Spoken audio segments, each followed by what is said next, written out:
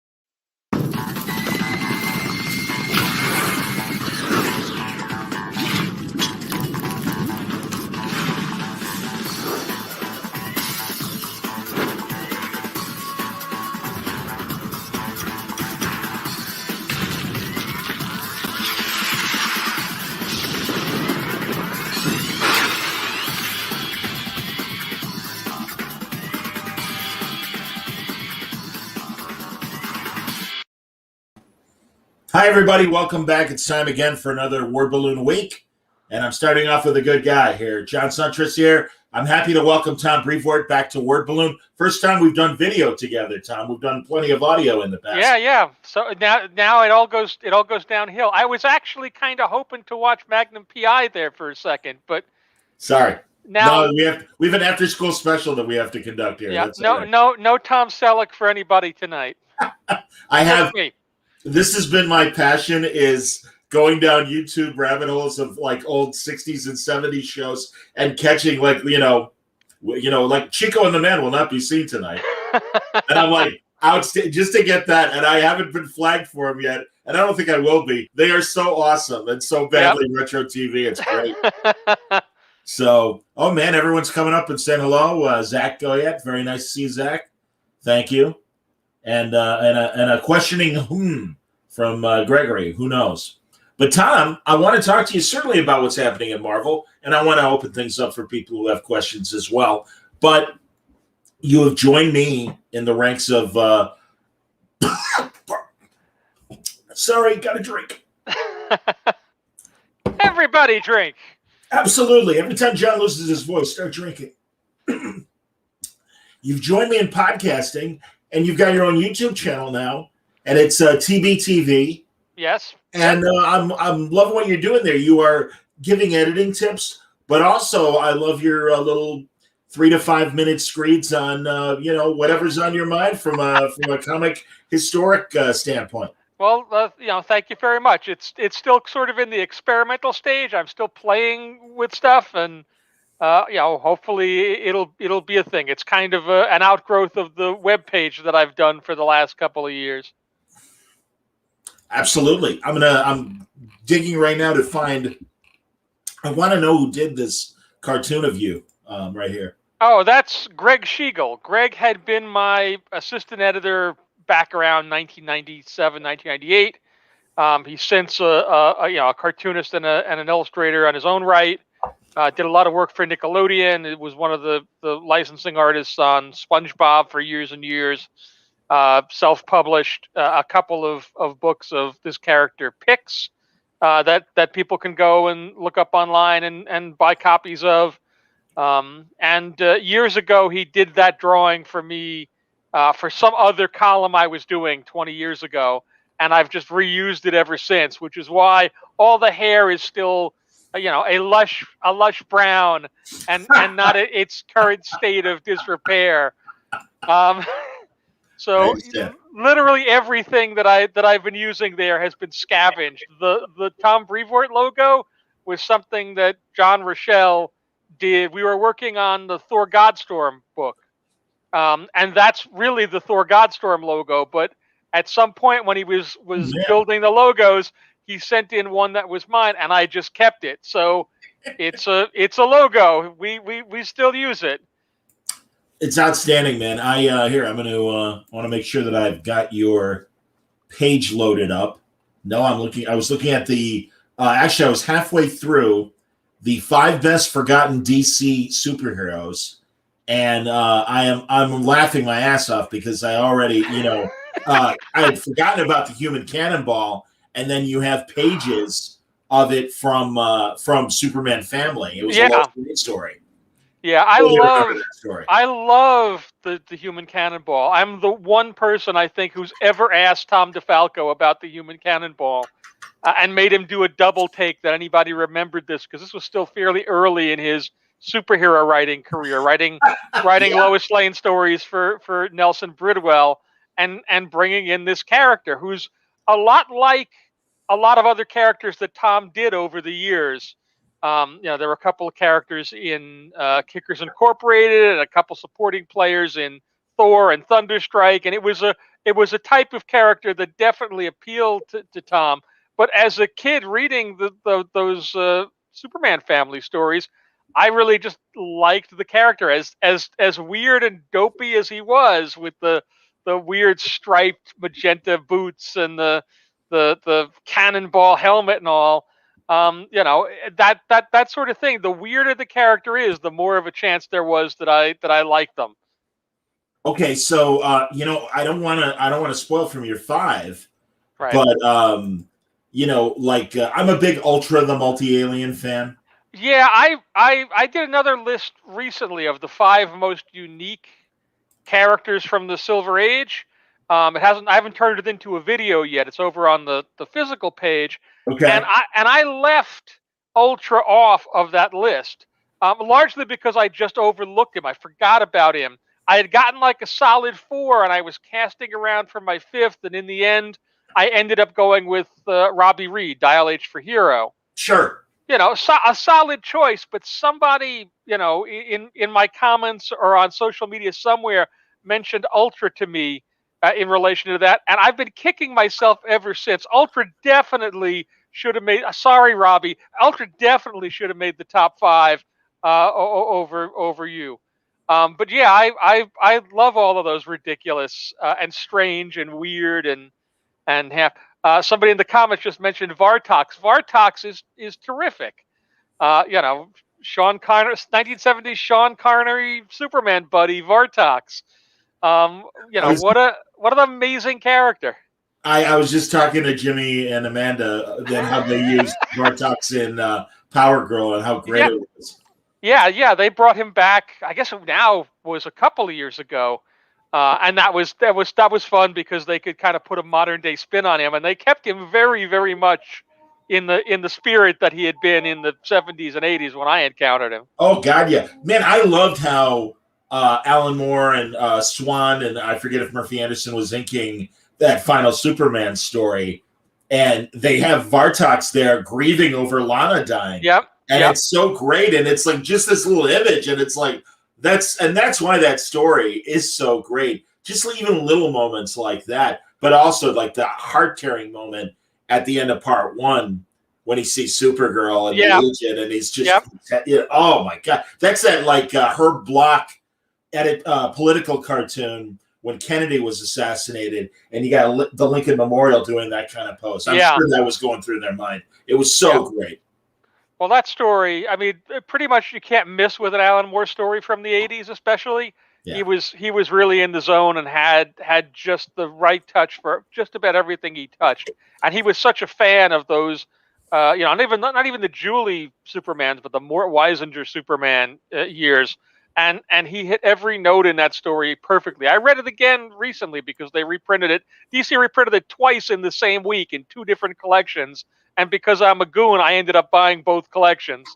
So I read it twice Wow. in the last month or two, but it really holds up. It was a terrific 2 issues, and you really couldn't have come up with a better capstone to that era of Superman. Totally. You know, I was watching your video about. Here, I'm gonna let me while we're talking about it. I was watching your video about the 5 best DC Marvel crossovers, and my personal pick was on your top 5, and that's that great John Byrne Cap and Batman story. That actually didn't make my top 5.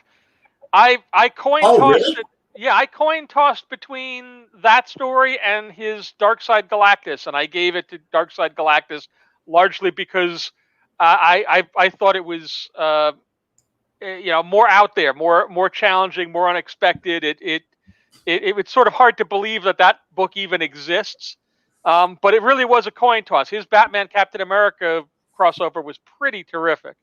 Okay, because I was needle dropping over that video just to see the list because all of a sudden I'm like, oh my God, I'm talking to Tom in a couple hours. I want to watch a couple of these to be able to talk to you about it. And I did see that you had the New Gods Marvel Cosmic Cross. Was it Galactus specifically and Darkseid? Yeah, Darkseid versus Galactus.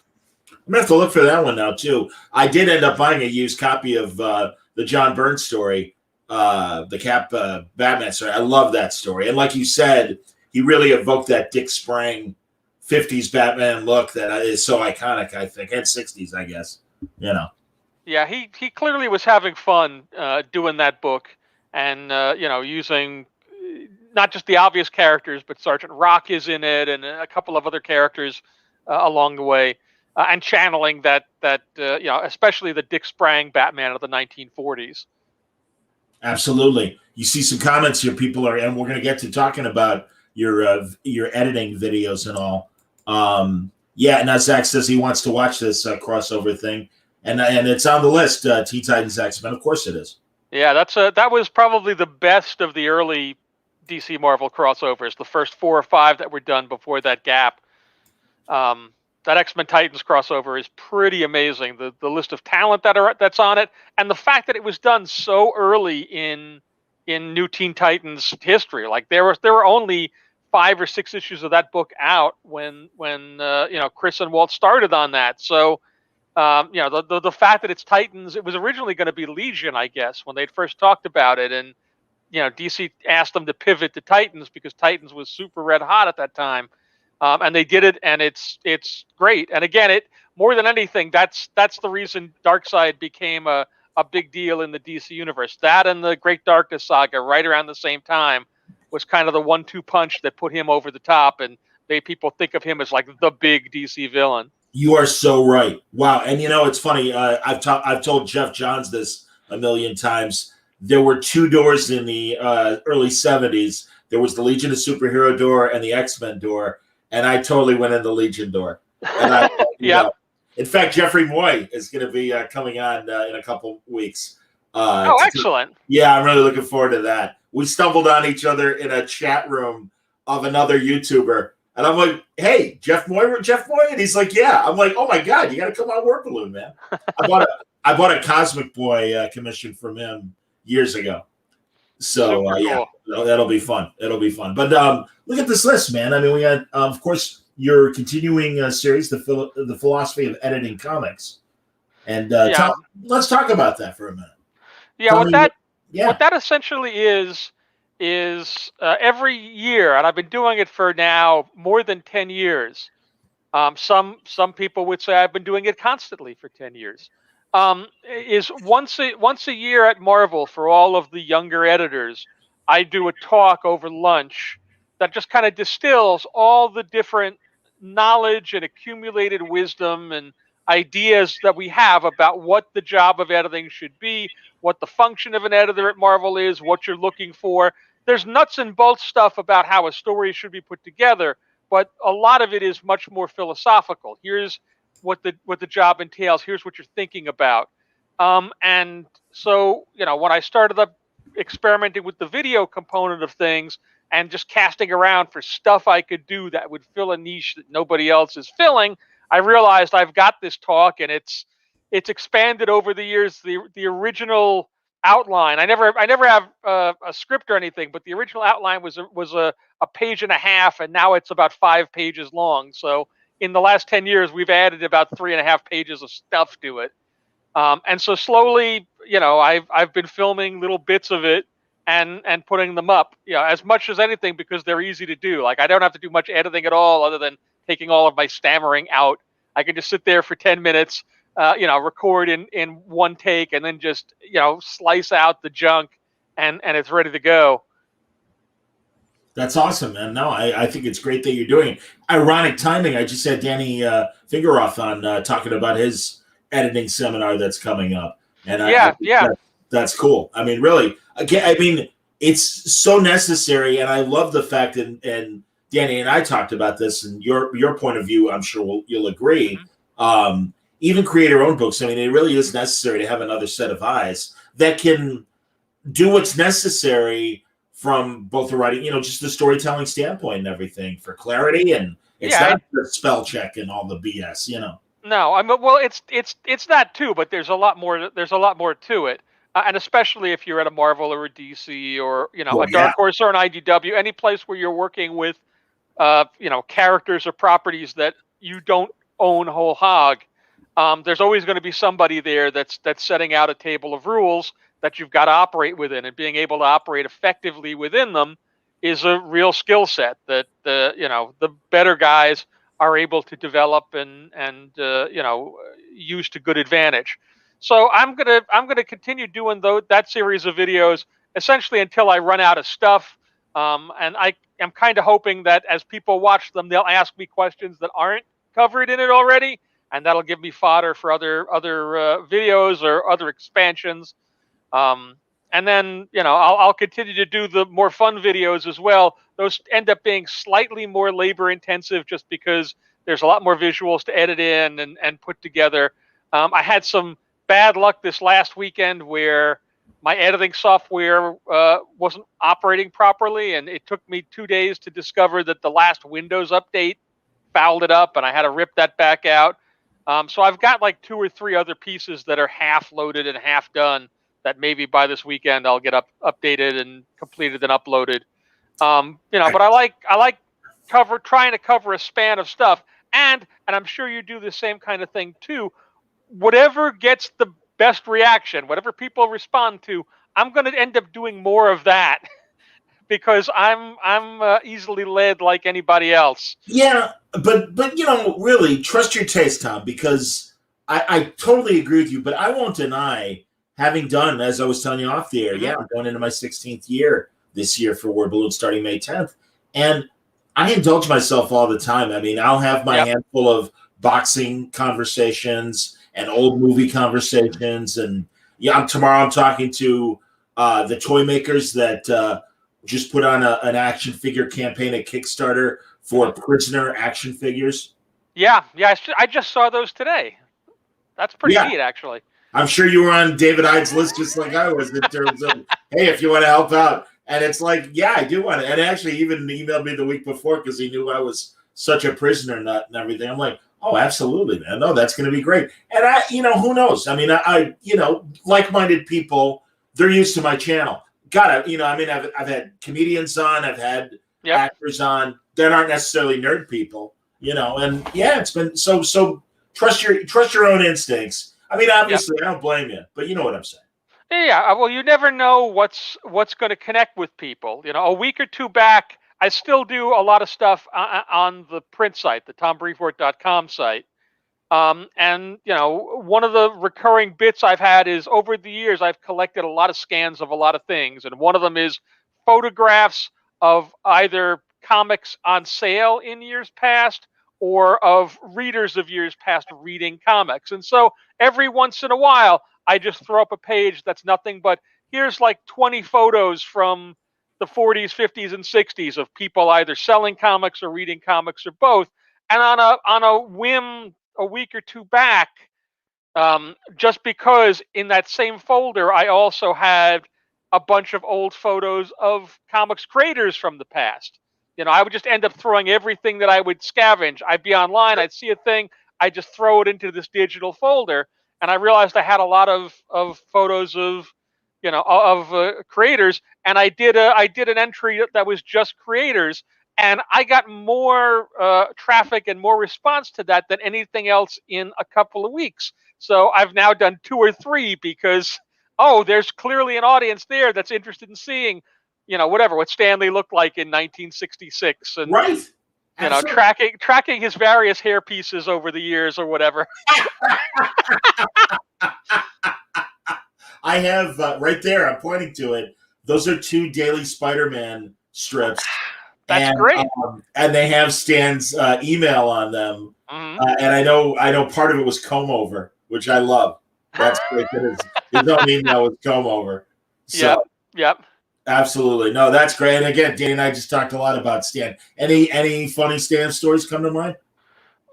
I don't know about funny. I have, and I posted this on Twitter a couple of months ago. I had to clean out my office. We obviously we went to COVID. It was a last minute thing. Everybody started working from home, and so they've had us cycling in and going back into the office one by one to just clean stuff out. So I pulled a whole stack of old memos and papers and things out, and there was one day or 1 week shortly thereafter, somewhere I think around December, where I just started to post some of that stuff up on Twitter, just going, here's a thing and here's a thing.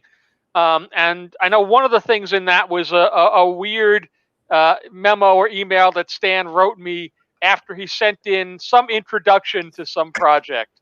It might have been a Masterworks, it might have been a thing, because he'd found a typo in it. And he wrote me, it must have been 500 words about how embarrassed he was about this typo, and he couldn't live with himself anymore, and he couldn't even sign off with Excelsior. He was so ashamed. And so it was just this fun little communication that I still happen to have a copy of. That's awesome. Yeah. Dealing with Stan, I dealt with him a bunch of times over the years I've been at Marvel. He was always very much like he is whenever you see him. There was he wasn't always turned all the way up to 10 or 11. He might have been at 8 or at 6 even if it was a slow day. Never, I think, below 6. But always essentially the same guy. So whether he just played that role for so long that he just inhabited it 24/7 like a Mexican masked wrestler or something, or how much of that was just like that's who the guy is, and what you see is what you get. With all of my interactions with him, he was very much the Stanley that you'd recognize from 10 million movie cameos and 1,000 cartoon openings and a million convention appearances. That's great, man. I had the Ithacon people on last week as well, and really excited about their presentation of a lecture that Stan did at Ithaca College from the mid 70s. Yeah. So that's going to be great. we got great questions here from people. I want to get to them. And Zach has a really good question. What goes into deciding what characters get a shot at a miniseries? Seeing a miniseries for Reptile got me wondering. Cool character, but I'm curious why him over any other Avengers Academy characters. That's a good question, and there isn't really a one size fits all answer. Sometimes it's just as simple as somebody, whether it's a creator or an editor, somebody just has an idea for something or a feeling that something will click. The whole reason we did a Squirrel Girl book was there was a period, and it was right after Deadpool hit big. I think it was either right before or right after the Deadpool movie. And at the same time, we were spinning off or preparing to spin off a whole bunch of characters out of Deadpool, Slapstick, and there were a couple that they were developing. And I was at some editorial meeting where this was talked about, and I kind of walked out of the meeting thinking to myself, well, if you want to do more stuff like Deadpool, trying to get more characters that are very similar to Deadpool, I don't think is gonna do that. What you have to do is find other characters that can scratch a particular itch, in the same sort of way that Deadpool does. That what made Deadpool work, particularly at that moment, was it was a very fourth wall breaking, meta, self-reflective, but also sort of violent and also sort of edgy take on a Marvel character, and that combination happened to really hit the zeitgeist then. And I'd hit on the idea of doing Squirrel Girl. And I went down to our VP of sales, David Gabriel, and stuck my head in his office and said, "Hey, I'm thinking about doing Squirrel Girl. How would you feel about that?" And he was positive to it. And Axel, who was the editor in chief at the time, Axel Alonso, was cool with it. And so we set up to do Squirrel Girl. And almost immediately, Will Moss, who was in my editorial group, was like throwing off ideas for it. And before I knew it, I kind of looked up and had to go, okay, you know what, Will, you're editing this book. I'm clearly not editing this book. It's all you've been so enthusiastic about it, and you've come up with every piece of it. Ryan North was your guy, and Erica was your suggestion, and so all I did was a little kibitzing at the back end. So in the case of these things, sometimes there's just something in the air. And sometimes there's something going on somewhere else. I recently finished a U.S. Agent limited series. And being perfectly honest about it, we did a USA limited series because we knew John Walker was going to be in the Falcon Winter Soldier show, and that probably people would be interested in John Walker at a certain point in time, and we might as well do a new project to take advantage of that. Other times it's just, somebody has an idea. So it really runs the gamut. It runs the span. There's no one specific way, but all of those are possibilities in a given case. Since Feige has taken a more active role on the comic book side, how much have things changed as far as presenting ideas? Any sort of involvement on the Marvel Studios side? The honest answer is not really much. Before COVID, we would go out and meet with Kevin and his team once or twice a year. Okay. And that really was much more of a show and tell. And it ended up because Kevin is so enthusiastic about all the stuff that they're doing. Yeah. It typically would end up with them doing more show and tell than us. Oh, we would come in and they'd bring us into a screening room. And they'd show us, here's the dailies we shot yesterday, and here's footage from this upcoming film, and here's all the stuff that you need to know. And then we'd kind of go, well, we have some drawings. but it would be a back and forth where it would kind of be like, here's all the stuff that we have coming up, so you guys know about it, and here's all the stuff that we have coming up, so you guys know about it, and so that we can synergize whenever there's a thing there. Kevin's always been very straightforward and upfront about what he wants or needs from the publishing end. And what he wants or needs, is essentially, he doesn't need us to do what they're doing. He doesn't need us to march in lockstep with the Marvel Cinematic Universe. What he needs us doing is coming up with a whole slew of new stuff so that if they're doing an Eternals movie this year and it's time to do Eternals 2, there's a whole bunch of pre-flight tested material that they can look at and go, either let's take these best bits out of that, or look at and go, oh no, let's not do anything like that because that didn't work at all. He wants the the publishing end. It's still the tip of the spear. We're still the first guys in because it's so much quicker and easier and more cost effective to do a comic book story than it is to do a movie or a TV show. Sure. Having all of that raw material that he and his team and his directors and producers and actors can distill down into whatever they're doing, that's eminently valuable to him. And that's kind of the direction that he set out, which is kind of what we were doing anyway. So it's really sort of been business as usual. We keep in contact. C.B. Cebulski, our editor-in-chief, and Dan Buckley, our publisher, are in constant communication with the folks at studios. But it's not like they're necessarily, looking at every page of everything that we do as we do it.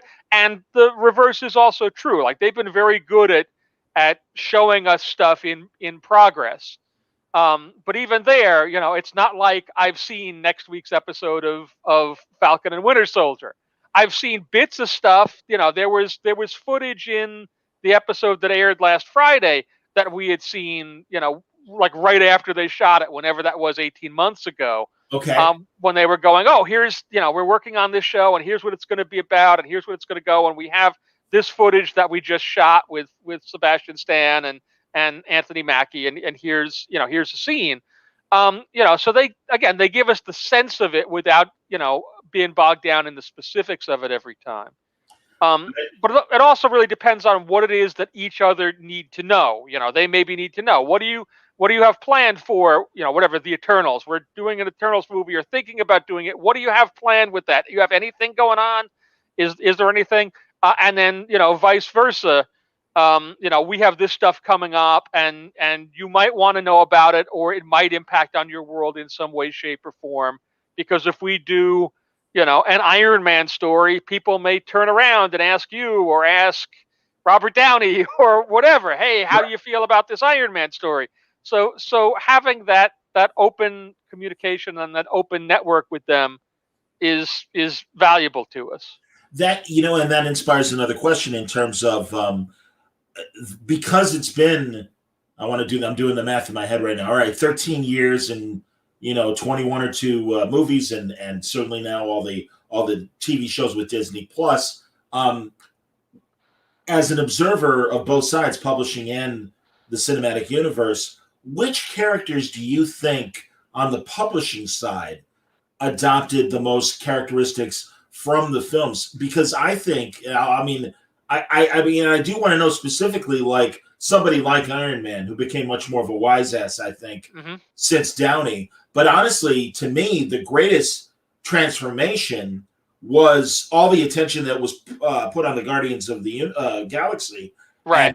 And everything that's come since then. But yeah, what characters or teams do you think suddenly got a great, either way, jolted in the, more so because obviously there was 60 years of Marvel for the cinematic universe to choose. But yeah, on the TV and film side, certainly any character that they do a film or a project on is going to get a big boost. They dropped the teaser trailer to Shang-Chi earlier today.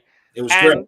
And so suddenly by now, by 8:30 on Monday night, a lot more people are interested in Shang-Chi than were 12 hours ago. And so those people are most likely going to seek out some of them.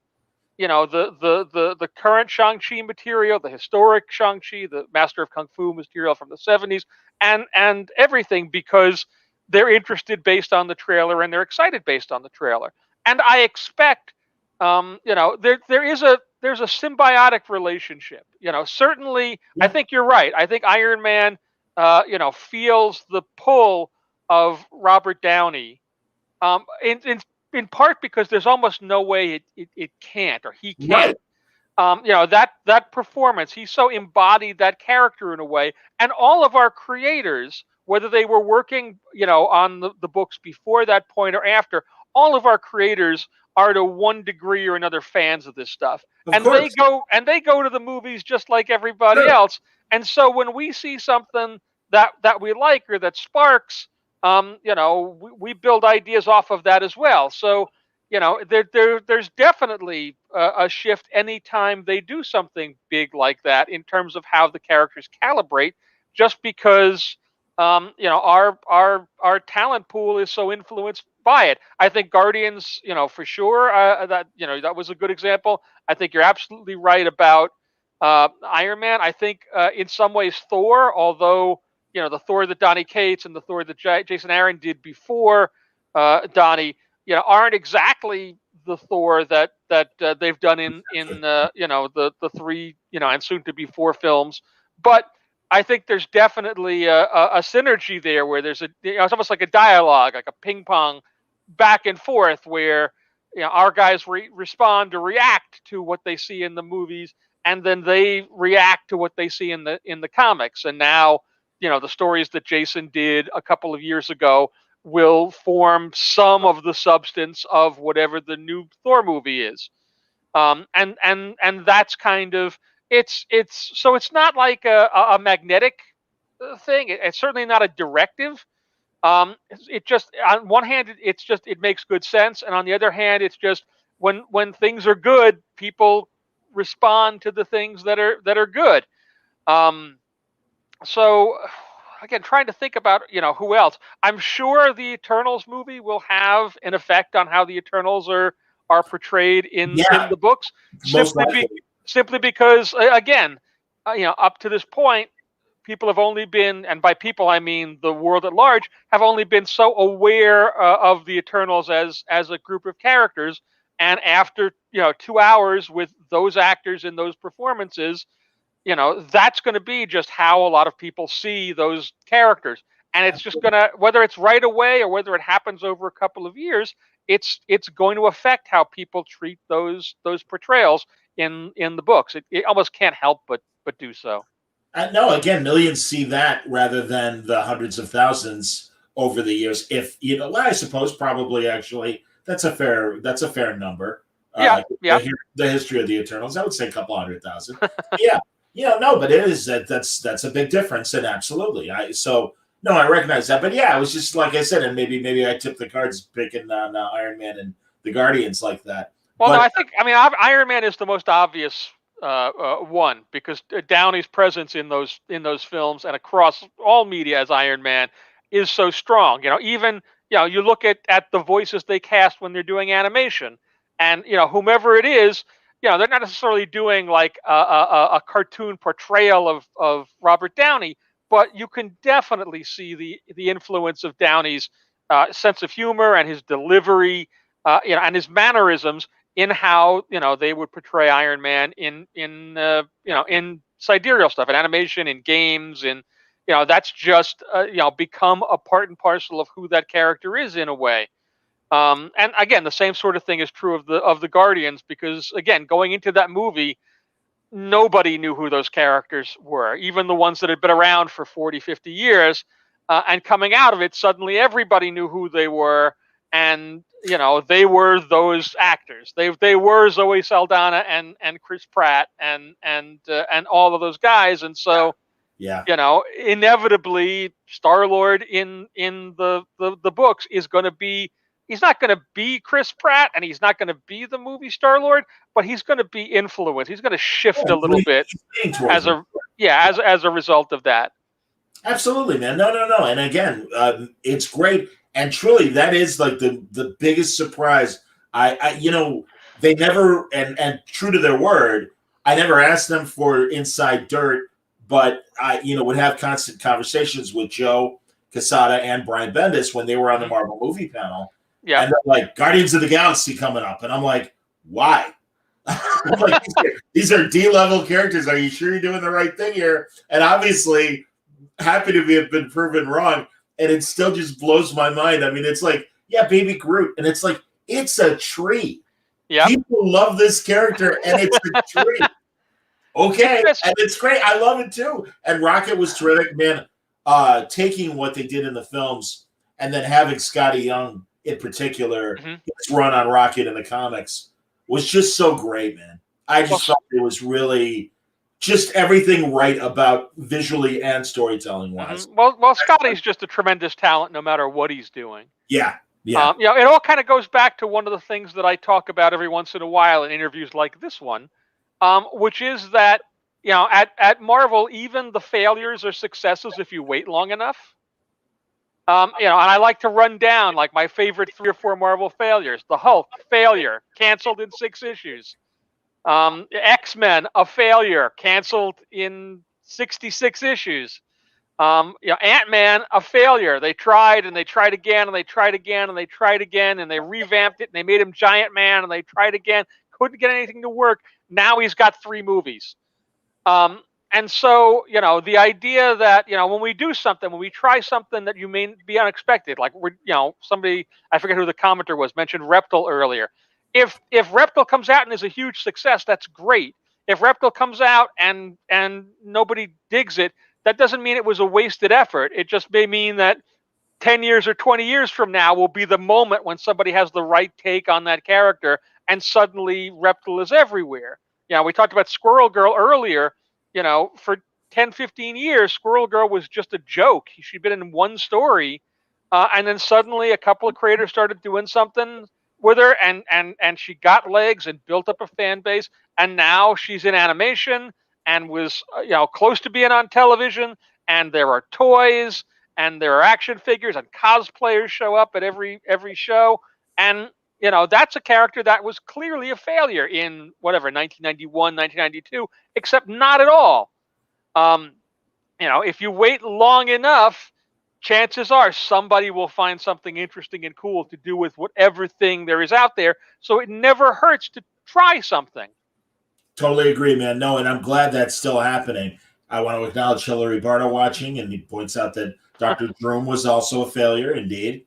And Dr. Droom was Hillary's failure. Hillary just did a Dr. Droom story in the Marvel anthology that Alex Ross curated, and I did the hands-on nuts and bolts work on. He did a really fun and really fabulous Dr. Droom story with all the early 1960s monsters. I totally agree, and he was talking to me while he was drawing it, and I was excited for him. No, I mean, and it was all behind the scenes, and I never let on or whatever, but it was great, and truly that, and I'm really glad there was room for Sal Abenati to get that Thing story in there as well. Yeah, he did a great job on that. He and Alex. It's not the typical style, and that was kind of what part of the point of that anthology was. Alex Absolutely. wanted to just expose people to a whole wide variety of art styles and creators, and let them just kind of do their thing for a bunch of pages in the Marvel Universe. And I think it's a really nice collection of stories. We're going to be putting it out in that Treasury Edition format, that oversized format, as a collection. And so it's one that people maybe want to take a look for when that comes out in a month or two. 100%, man. No, that's great, and I'm so glad to hear that. Also got to talk to Steve Darnell about doing the Nightmare Doctor Strange wraparounds and stuff.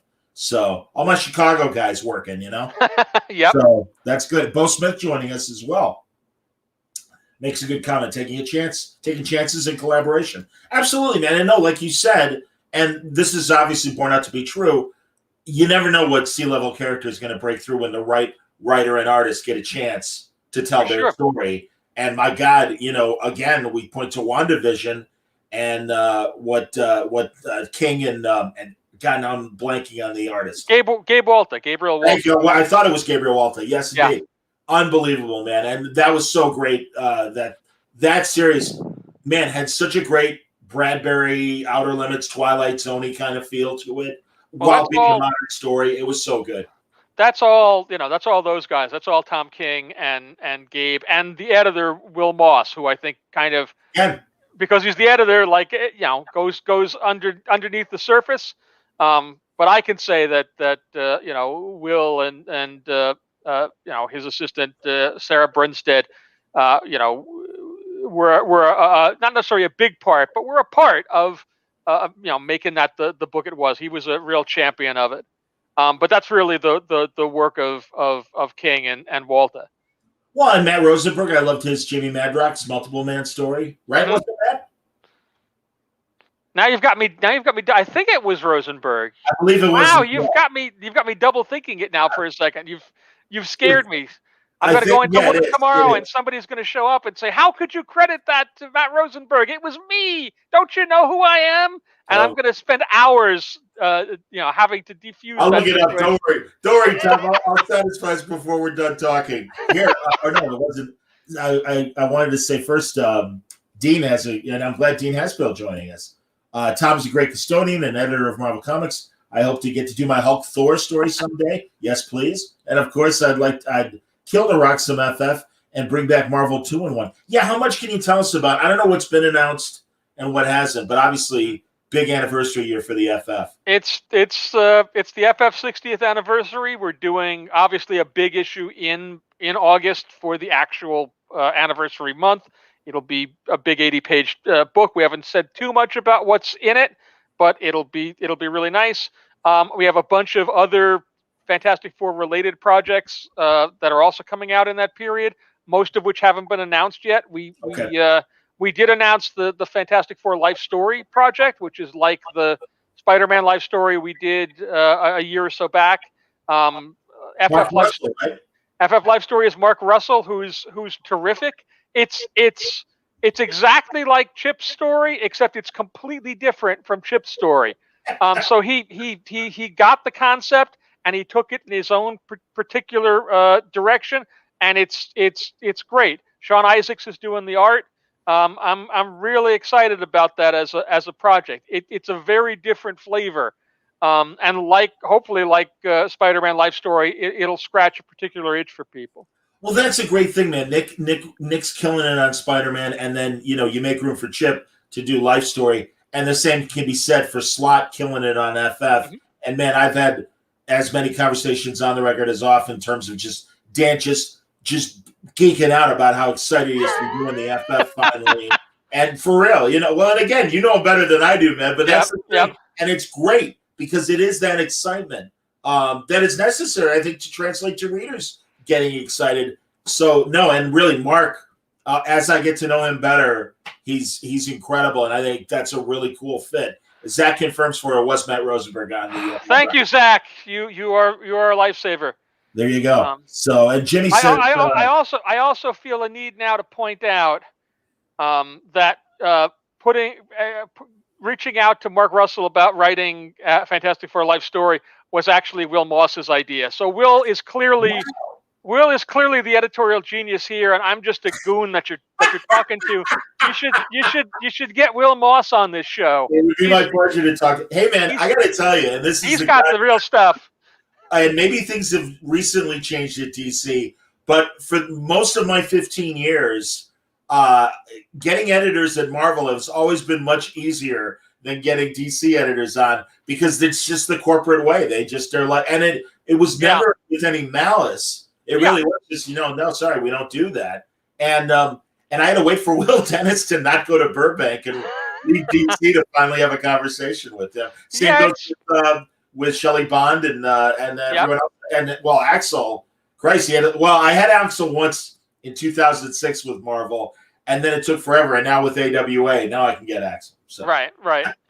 Yeah, it's a weird thing. Some companies are very very concerned about that.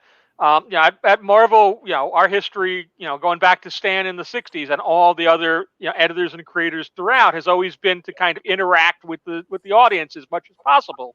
So, we try to keep those lines of communication open, and we want people to know who our people are, even if ultimately we really want you focused on the talent that are making the books and not us dopes who are kind of cementing them together behind the scenes.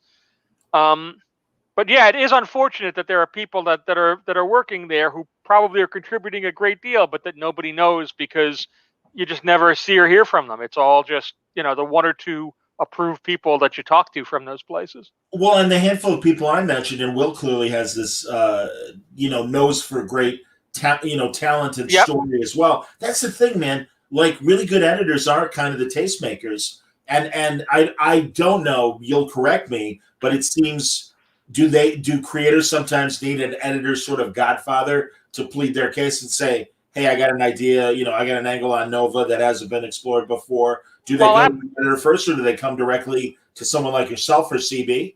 They'll do it all of those ways, but certainly in terms of having a project and getting it through the system and keeping it together, again, going back to Tom King's vision, if he didn't have Will Moss in that chair as his editor, fighting to preserve the joint vision that he and Gabe and Will himself had for that book, who knows what it might have ended up like.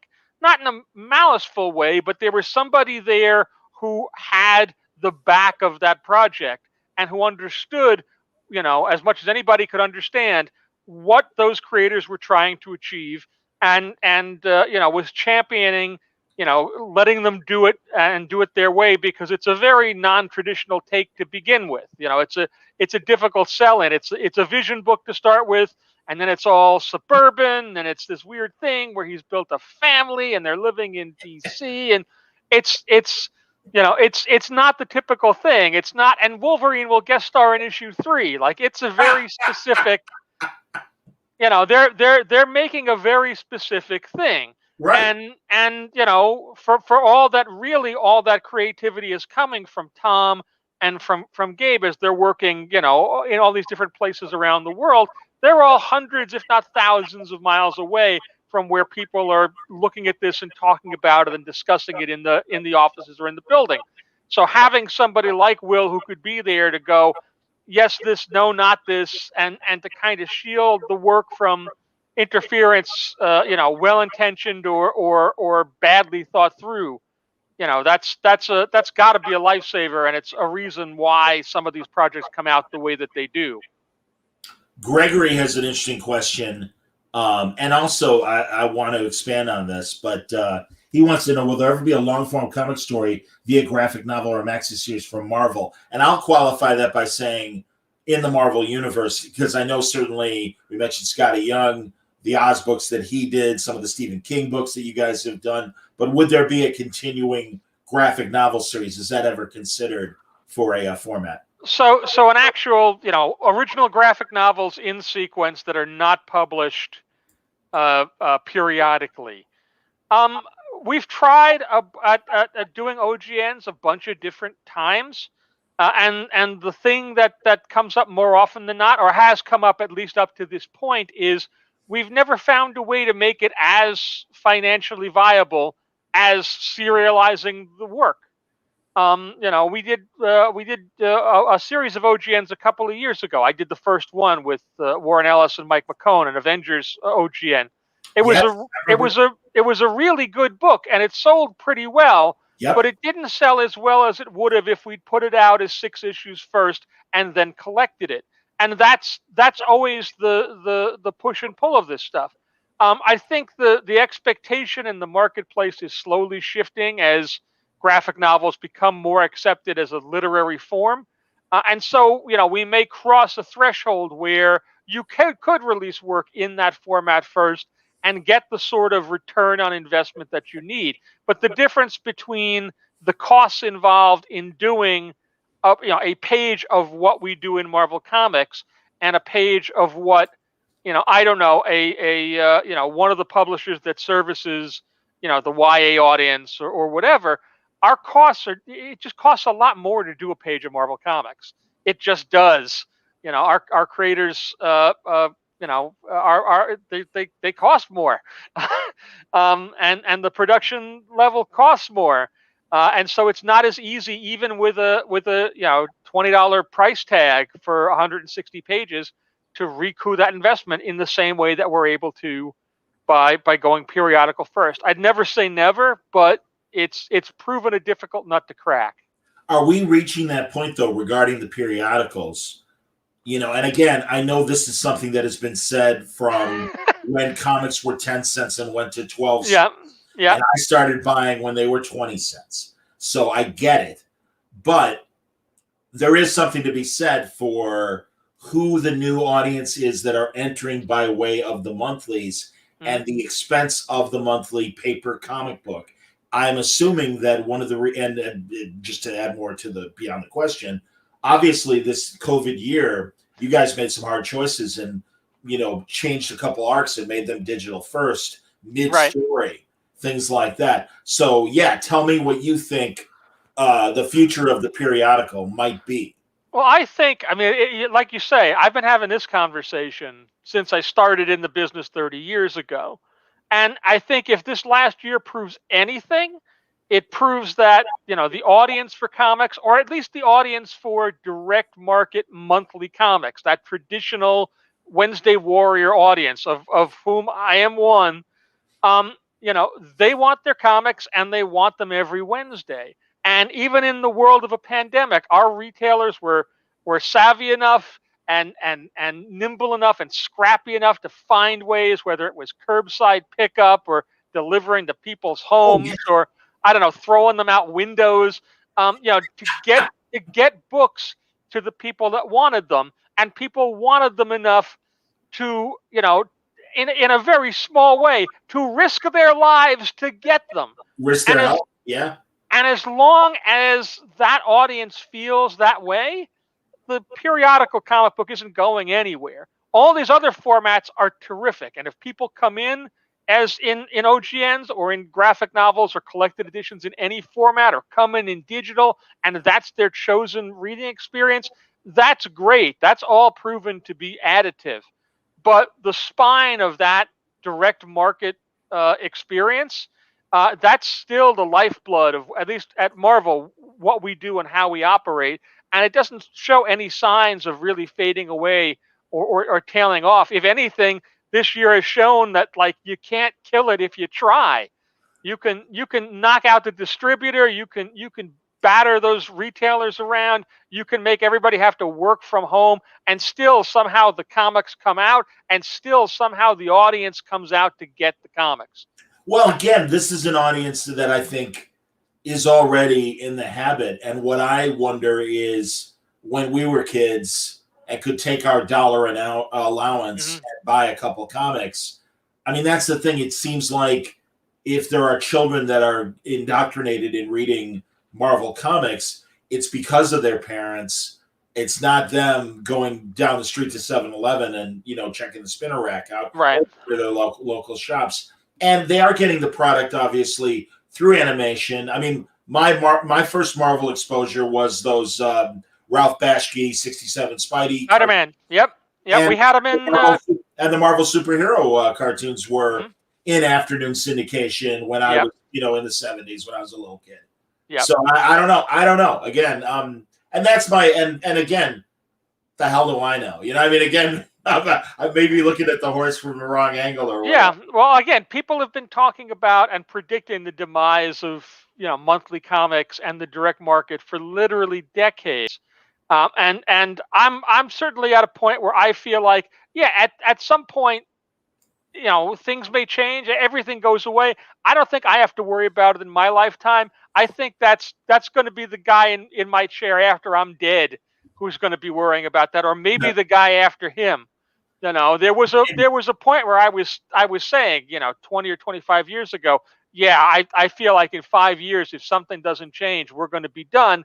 And enough changed apparently that 25 years later, I still have to put comics out every week, and people are still there to buy and read them. So however they're coming in, and whatever is bringing them into those stores, and however they're connecting with the material, the system still works. And as long as it works, we'll keep making stuff. Okay, now here's a couple questions. Zach wants to know if you're able to talk about the change in distribution from Marvel to Penguin. I don't know how much I can actually talk about that. We're going to see how it all rolls out, but hopefully, and if we've done our prep right, and if everything goes well, the average reader isn't going to notice the difference. You don't really notice that Diamond brought your comics to your local comic shop. You just know if you go there Wednesday and they're there, everything's working. And so hopefully, Penguin Random House has been distributing a lot of things for a long time. They're pretty adept at getting publications to retail outlets. And so I expect that, while everybody's going to be kind of jittery and nervous, because anytime you make a change, people get jittery and nervous, I think, and I certainly hope, that when it comes to the actual implementation of this, you're not even really going to notice. I mean, when DC made their distribution switch a couple of months ago, and that was 2 separate distributors in 2 different areas, and there was a hiccup here or there, but by and large, when you went to get Batman the week that Batman was coming out, Batman was there. If you're a retailer, maybe it's a different story. Maybe there are now different hoops you have to jump through, or maybe there are it's certainly, here's a system that you're not used to dealing with. And hopefully the fact that we talk about this now and are rolling it out as slowly and as far ahead as we are is to hopefully address all of those problems and concerns before it's like time to go and here's the first month of books, and if something goes wrong, you're not making your rent this month. That the switchover doesn't actually happen until October. And and we're now in April, and the retailers have known about it for at least a month already. So whatever questions they have, whatever communications they're they're going to have with whoever the reps are at PRH. Sure. However we can facilitate this, the issues that they bring up that people may not have thought about. All of that hopefully will have a good shakedown period before we're at the point where the machine actually has to function. Okay. Perch has some interesting points, and I have an answer to this, but I also want to know yours, and it might expand. He says the challenge with accessibility is the market has vastly changed for how the younger audience gets to comics. At one point, it was common for kids to go to the newsstand unattended. Today, you got libraries, and now, which is very true and very valid, a lot less there than there would be obviously on the newsstand. And he says this is the challenge with recreating the newsstand in today's terms. But I would expand and say, and I do want to know, from a Marvel Unlimited standpoint, God, especially if you have a parent and a kid. I mean, Marvel Unlimited is a tremendous resource, and I love that it exists. And I mean, when you're able to spend $60 or $70 a year and have access to so many great comics and stuff, I think that certainly does help. And how much it is Marvel Unlimited's success impacting you guys moving forward, whether it's price point or also, in the case of Marvel Limited, it's not price point, but digitally as well. How much is digital in general, including Marvel Unlimited, factoring into what moves you guys are moving? Well, digital is and has been a thing, a real thing for a solid decade at this point. Right.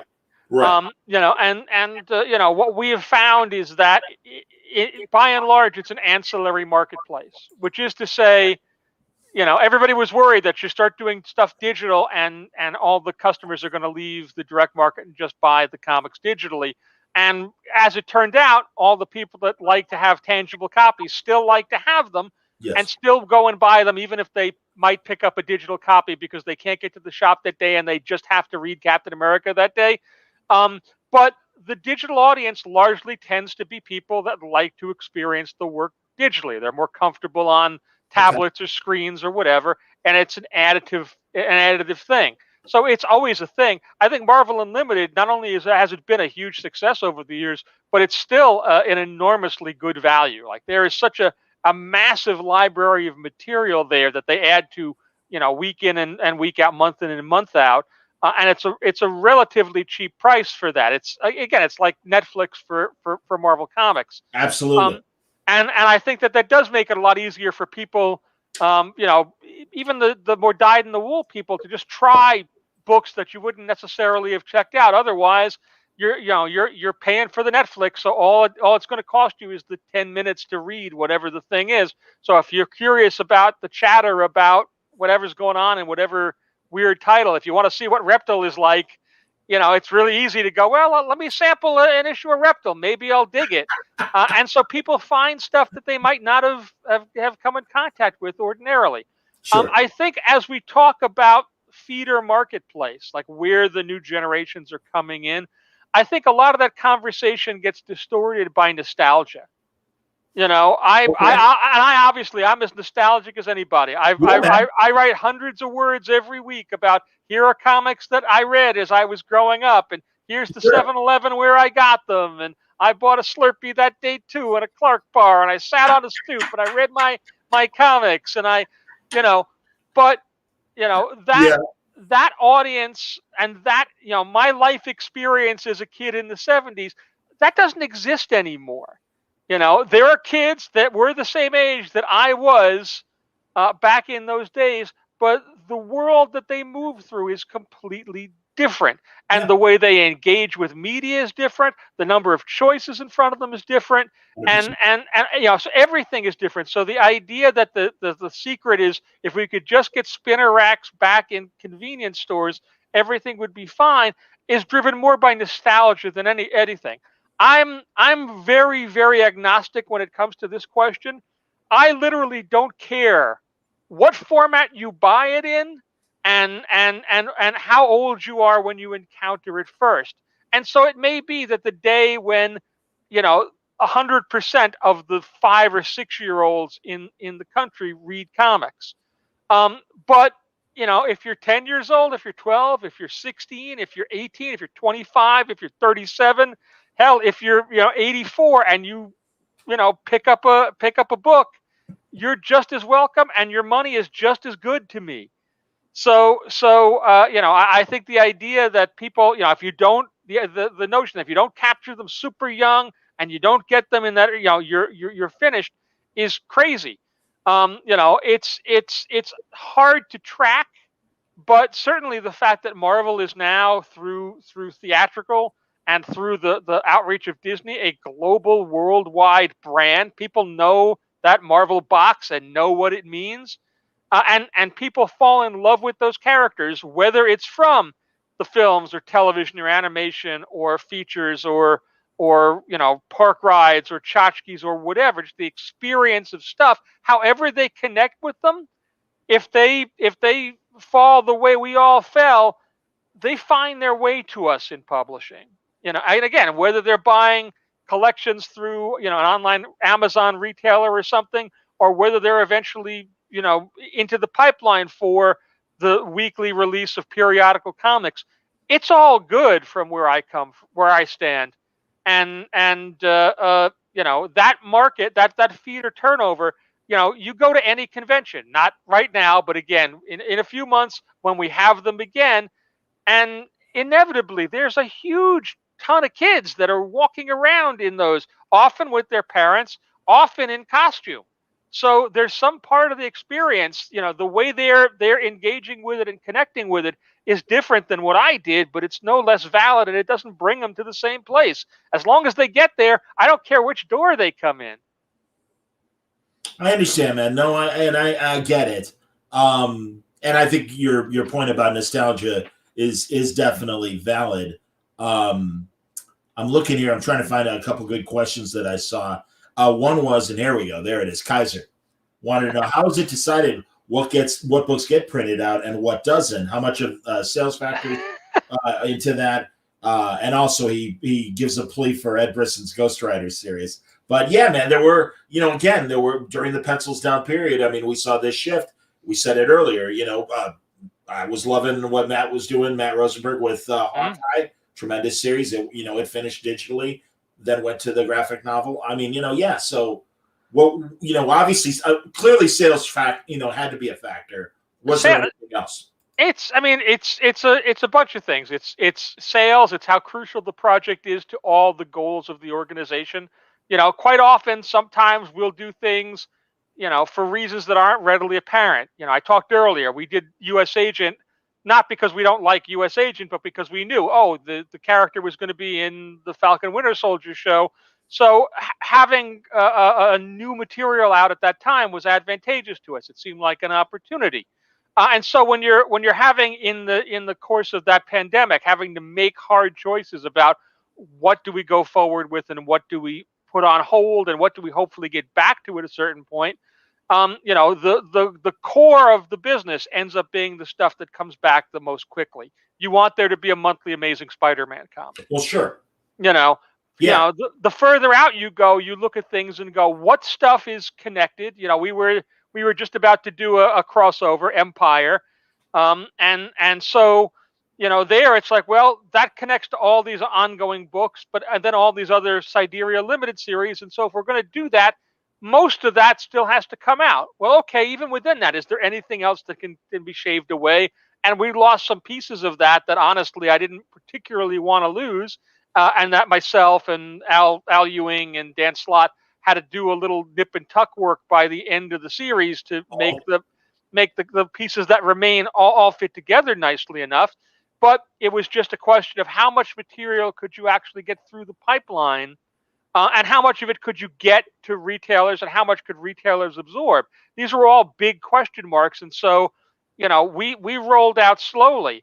There aren't too many projects from that period that were started that are not getting completed, if not already completed. So there were a couple of things that completely fell by the wayside, but most of it was reactivated at a certain point. I just sent a week or two back. I just sent the first issue of The Marvels, Kurt Busiek and Yildiray Sinar's The Marvels, to print, and that'll be out in a few weeks. And that's a book that should have been out in April 2020. Yeah. And it wasn't crucial to get it out now. We still kept working on it, albeit more slowly. We've got a certain stockpile of material. I sent #1 out, and Kurt sent me the plot to the first part of issue 6 this morning, and I got the last inked pages from Yildirim issue 5 this morning. So we're maybe a little further ahead on it than we otherwise would be, and we're going to eat that lead time up because we always do. But most of the stuff that we put out that was in production eventually still is getting released. Every once in a while, there's something that just falls by the wayside. Certainly, the Empire tie-in material that we chose not to do, a bunch of it, whatever was done, we're going to collect in the Empire Omnibus. We have an omnibus coming out of all the Empire stuff. Great.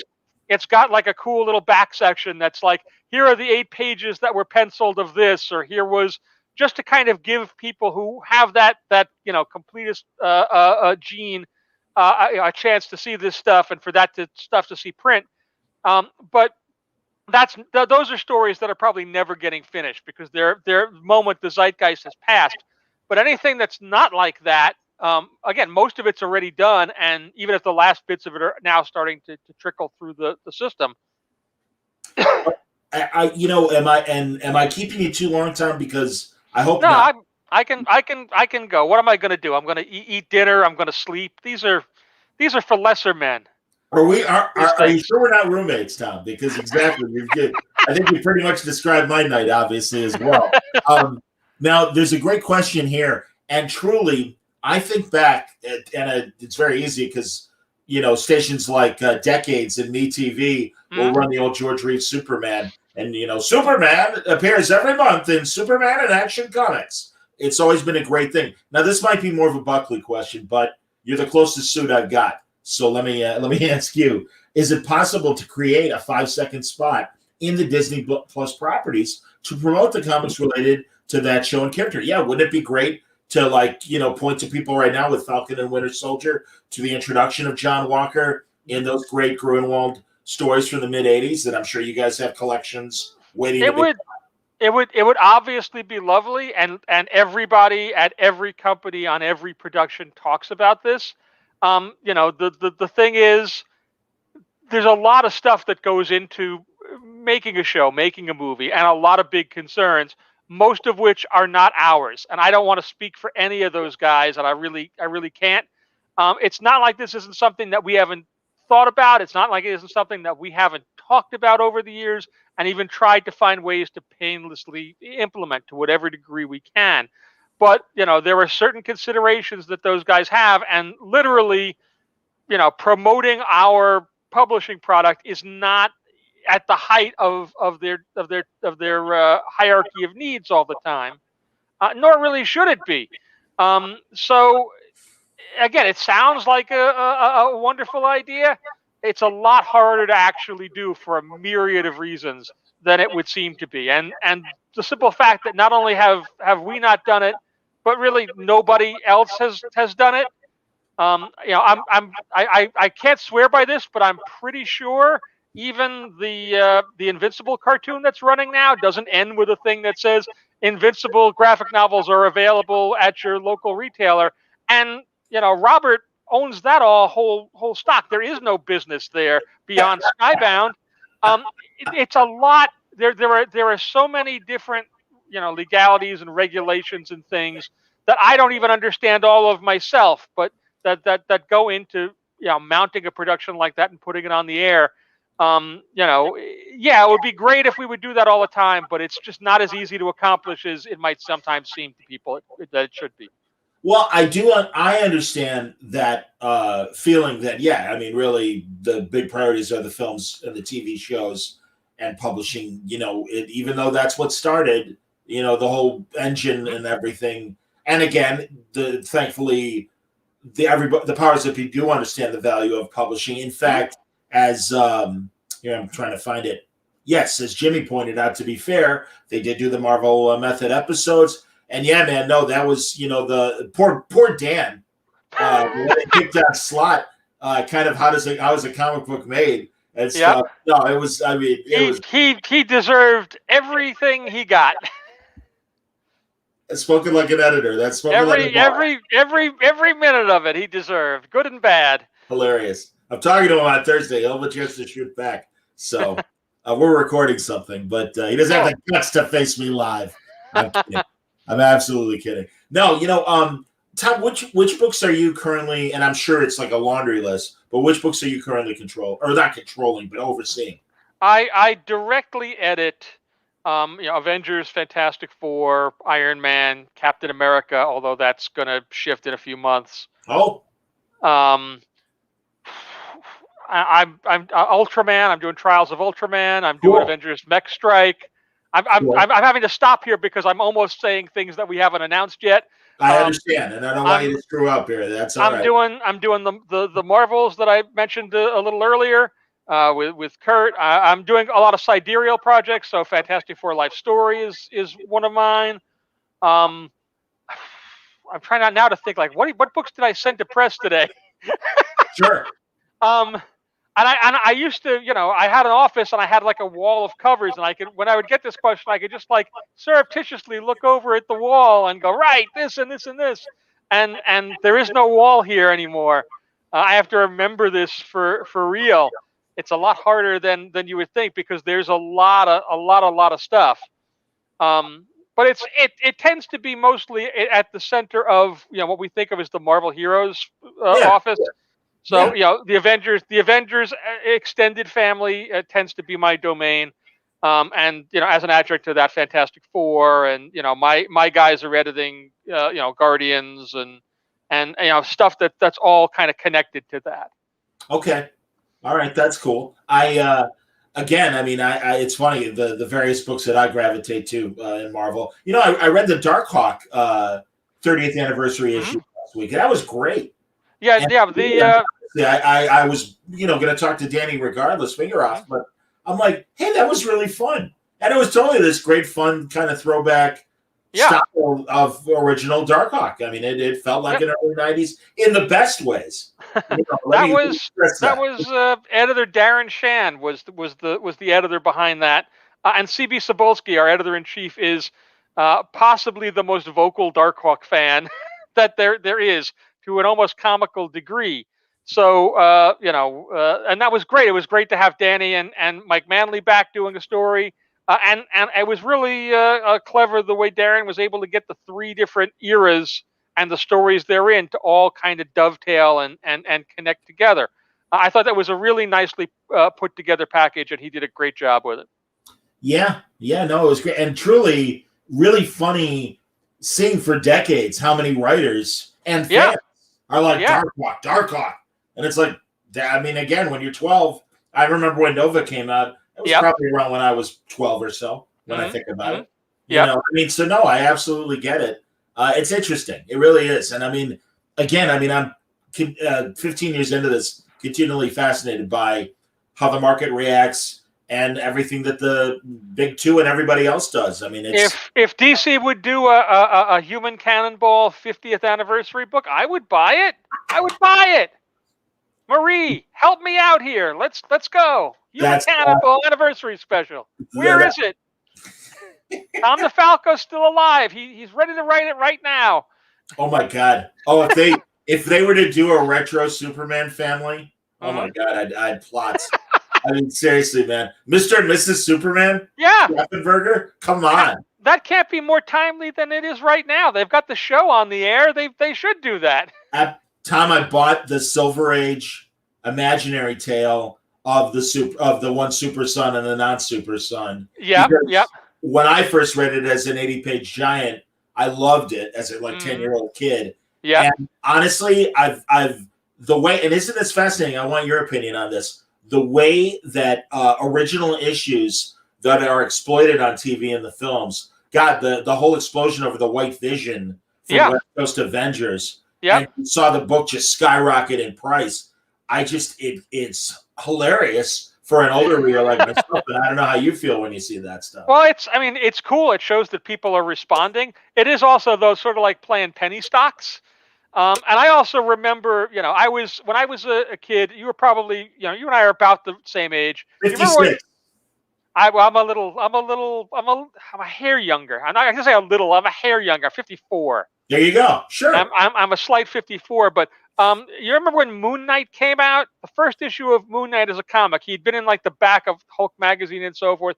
And Yes. Moon Knight #1 came out, and all of a sudden, out of nowhere, that first appearance in Werewolf by Night was a $10 book. And that only lasted for like a couple of years, and then it was back to being an ordinary book again. But in that moment, suddenly people were like, Moon Knight, who the heck is this? I want to know everything. I want all the Moon Knight appearances. And it just suddenly drove up, interest and the price. And the same sort of thing is true. They do the White Vision in WandaVision, and suddenly people are like, the White Vision, I want to know all about that. I want to see all those things. And suddenly there's a demand that wasn't there. Same kind of thing for that first Harley Quinn appearance, the Batman Adventures 12, I think it is. That at the time was just an issue of Batman Adventures, and it sat in the same 50-cent boxes as all the other issues from around that point. And then suddenly everyone went, Harley Quinn, that's a thing. And now it's on walls. It's the one issue of that run. 1 through 11 and 13 you can still find there, but 12 you better bring your checkbook. Because you just never know what stuff is really gonna spark and hit with people over time. God, look who's either getting up early or staying up late to chime in. Deck Shelby, everybody. Oh, wow. If Tom could magically switch offices outside of the hero line, are there other offices he'd like to steer for a while? That's a solid question. I've over the years worked on most of the other characters to one degree or another. Like I've never edited the X-Men line, but Okay. I've edited X-Men projects. I never directly edited the Spider-Man line. I oversaw it to some degree when Steve Wacker was doing it, and I've done Spider-Man projects. I've never done Daredevil. Daredevil is one of the few of the classic books I've never actually hands-on edited. Again, you can find a special or two or an annual or two over the years that I've done. Okay. And so there's always sort of like an appeal to that. When Jonathan Hickman was first starting to talk about his X-Men plans, I sort of eyed it jealously and went, "Oh, I'd really like to do that because that all sounds cool." But by the same token, I'm very ensconced in what I'm doing, and I'm pretty good at it. So I still get to scratch an itch if I really want to. Like if there's some X-Men thing that I genuinely really want to do, I probably have enough pull that if it's a good enough idea that I can get that to happen. The Fantastic Four X-Men project that Chip and Terry Dodson did. I edited that. That came out of my office, not the X-Men office, because we started it as an FF thing, and even though it was just as steeped in the mythology of the X office, that was an FF book as far as I was concerned. So that was my book, and nobody really had a problem with it. So Okay. I can dabble if I really want to or feel a need to anywhere, and so I don't feel the limitation as much as I might otherwise, and I get to do weird fun things too, like doing Ultraman. Is a completely different set of muscles. It's a licensed book, so I'm dealing with a whole other set of people than I would ordinarily do. It's a different genre. It's got a different core fan base. And so it's fun to be able to change it up and do things like that just so that I stay fresh. But I have a lot invested and a lot of love for the core Marvel heroes. And so I think, when push comes to shove, it would be hard to move me away from them completely. I understand. That's interesting, though, given how long you have worked with the core, that you still get excited about these stories and you haven't burned out. I mean, They still tend to be the characters that I connect with or connected with the most. That area of the Marvel universe is much more my thing. It's not like I don't love X-Men and haven't really loved certain periods of X-Men or whatnot. Sure. But it was never as central to me as it is to so many other people. And I've said over the years sometimes, like, if I was editing X-Men, you wouldn't like the X-Men I edited because it wouldn't be like the ones that you did. Now, I feel like Jonathan Hickman's X-Men is not like the X-Men that people did for a long time either. So maybe that would be fine and everybody would like it. But you never know. I'm the same product of all of my influences that everybody is. And so, my take on Daredevil or my take on Doctor Strange or the X-Men or whatever might be different than your take. Certainly, there are Spider-Man fans that still rail at my Spider-Man manifesto from 2007 or whenever that was, where I laid out, here's what I think the Spider-Man book should be, and here's what I think Spider-Man is about. And there's stuff in there that people disagree with, and that's fine. People get to have different opinions. Sure. I get to be the one that's deciding in that moment, but it's also perfectly fair to say you're an idiot. You don't know what you're doing, because sometimes that's true. No, I get it, man, and that's a healthy attitude to take, so I can understand. All right, now this is a fair question. And by the way, that X-Men FF mini, I've talked to Terry and Chip about that, so it's great to talk to you. Good Lord, I love that story. I thought that was so amazingly great, and I mean, really, Chip just blows my mind, not only with his Marvel stuff, but his non-Marvel stuff, and coming from my limited awareness of, oh yeah, that's the guy that Fraction's doing Sex Criminals with, to meeting him and experiencing him in person and really getting to know him. He's great. And does anybody ever really know Chip Zdarsky? That's a very good point. In fact, can he even be? No, he can be seen from certain aspects and certain angles, but only momentarily and never in its entirety. You never get to have to peel the whole onion. You never get to see the whole picture. Well, he's the real deal. He's terrific, and terrific in so many places. I've been enjoying all of his creator-owned work as well as all the stuff he's doing at Marvel. Certainly, I like reading Daredevil. I tend to let Daredevil stack up and read 5 or 6 of them in a shot. I do the same. But I think he's definitely got a great point of view. And, I'll certainly be looking to do more. He's got I'm doing a project with him. It's one of the things that we haven't announced. So it was on the list and I didn't tell you what it was, and I still won't, but look for it in the future. It'll be a comic that comes to your stores, assuming we're still sending monthly comics to stores and our distribution still works. I'm bringing the whole thing back together. I like it. All right. Zach has a good question. And it's funny because we had Deck's question earlier, but if you can answer, given the climate of where the U.S. is right now, does Marvel know what to do with the Punisher? He was looking forward to the Punisher Barracuda mini. In fact, I talked to Deck just as the first issue was supposed to come out, and you guys even sent me an advanced copy of it, and I was bummed because Deck was drawing the hell out of it. I love Ed Brisson. I think he's a great fit for the Punisher. So what is Marvel's, because books with Frank Castle have still been coming out, but what is the feeling about a purely Punisher comic?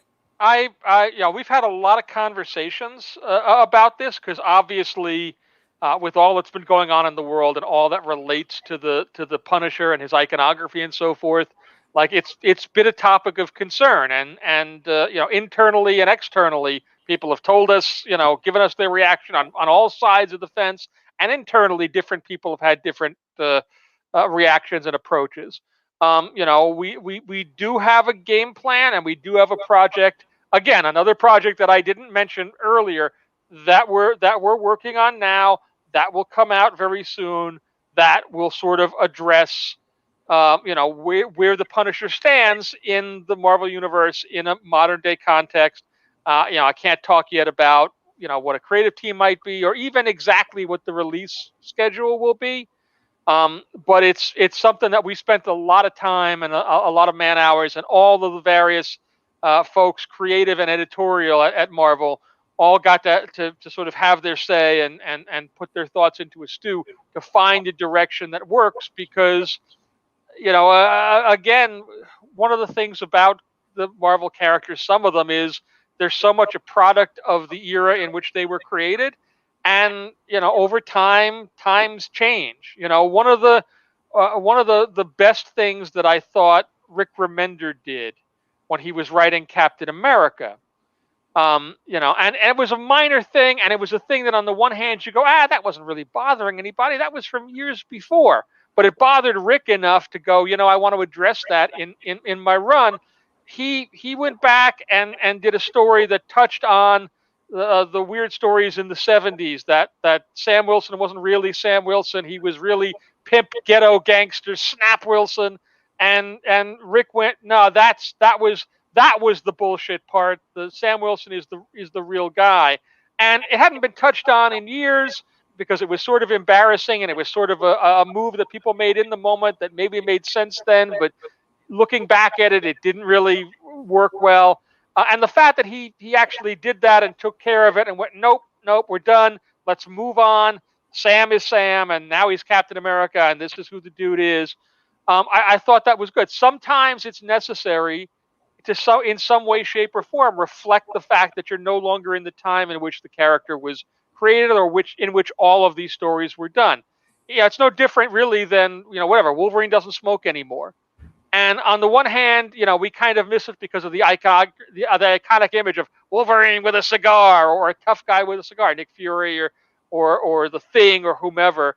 But that's a product of the era in which those characters were created. And, we know better today about the impact of smoking and the influence those characters smoking have on an audience, and a young audience. Part of the reason we liked them smoking was they looked cool. And really, we're in a world now where we kind of don't want to make smoking look cool. It kills people long term. So, we've made a choice. Joe Quesada specifically made a choice, now 20 years ago. We're just not going to do this anymore. We're not in the heroes who smoke business.